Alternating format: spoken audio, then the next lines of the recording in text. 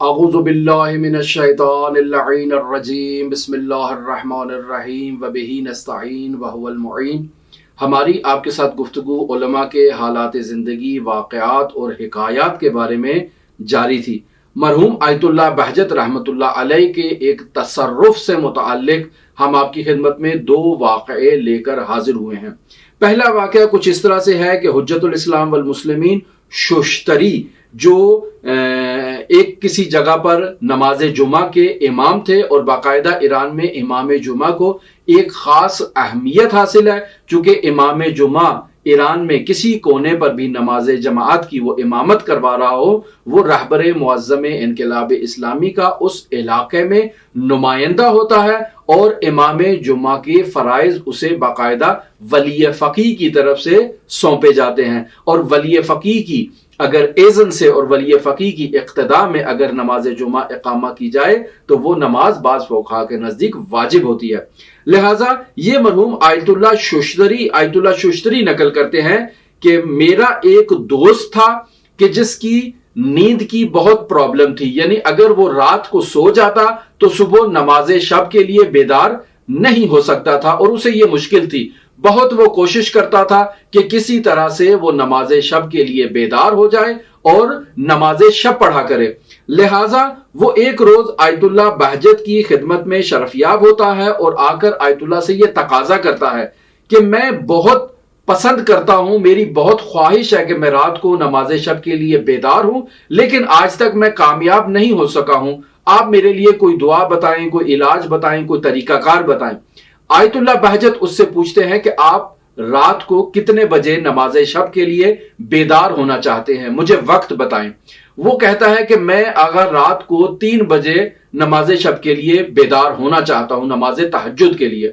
تو آیت اللہ بہجت کہتے ہیں کہ چلے جائیں، کل سے آپ انشاءاللہ صبح 3 بجے اٹھ جائیں گے۔ یہ کہتے ہیں نہایت ہی تعجب سے کہ ٹھیک ہے میں چلا جاتا ہوں۔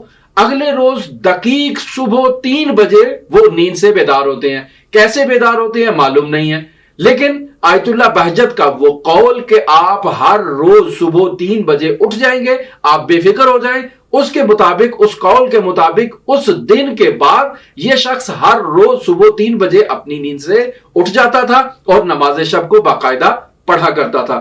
مشابہ ہی ایک اور واقعہ ہے جسے آیت اللہ بہجت سے متعلق ایک طالب علم نے نقل کیا ہے، اور یہ مدرسہ فیضیہ کا طالب علم ہے۔ یہ کہتا ہے کہ مجھے بھی نماز شب پڑھنے کا بہت شوق تھا، لیکن میں بیدار نہیں ہو پاتا تھا۔ ایک روز میں نے آیت اللہ سے تقاضا کیا اور کہا کہ میرے ساتھ یہ مشکل ہے، مجھے بتائیں میں کیا کروں۔ تو آیت اللہ نے کہا کہ آپ کو کل سے جو ہے نا آپ کی یہ مشکل برطرف ہو جائے گی، اور آپ کو انشاءاللہ صبح کی نماز شب کے لیے باقاعدہ نماز تہجد کے لیے اٹھا دیا جائے گا۔ لہٰذا یہ طالب علم کہتا ہے کہ میں اپنے مدرسے میں، اپنے کمرے میں، اپنے حجرے میں رات کو جب آرام کر رہا ہوتا تھا تو دقیق صبح نماز شب کے وقت مجھے کوئی آواز دیتا تھا، میں اٹھتا تھا، باہر جا کر دیکھتا تھا، مجھے کوئی نظر نہیں آتا تھا، لیکن جب ٹائم دیکھتا تھا تو یہ نماز شب کا اور نماز تہجد کا وقت ہوا کرتا تھا۔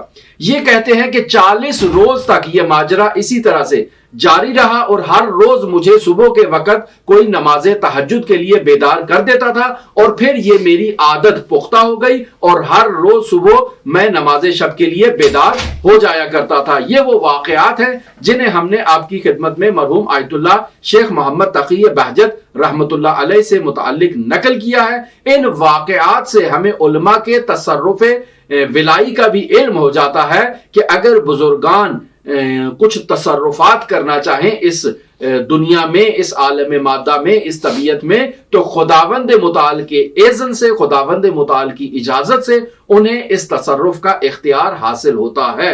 لہٰذا ہماری آپ کے ساتھ گفتگو مرحوم علماء بزرگان کے حالات زندگی پہ جاری رہے گی، ہمارے ساتھ رہیے گا۔ اللہم صلی علی محمد و آل محمد وعجل فرج قائم آل محمد۔